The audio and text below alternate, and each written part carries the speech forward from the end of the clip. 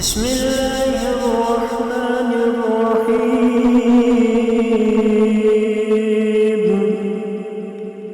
ولولا فضل الله عليك ورحمته لهمت طائفة منهم أن يضلوك وما يضلون إلا أنفسهم وما يضرونك من شيء وأنزل الله عليك الكتاب والحكمة وعلمك ما لم تكن تعلم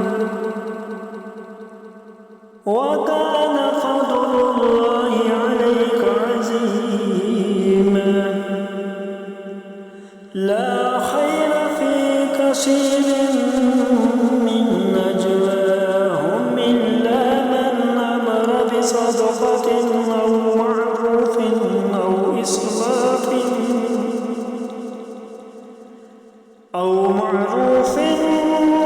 إصلاح بين الناس ومن يفعل ذلك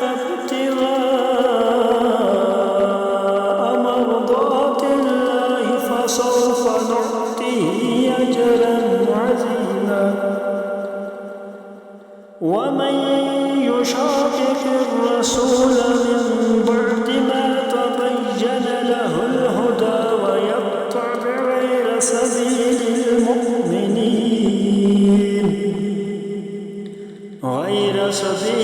المؤمنين نوليه ما تولى ونصله جهنم وساءت مصيرا.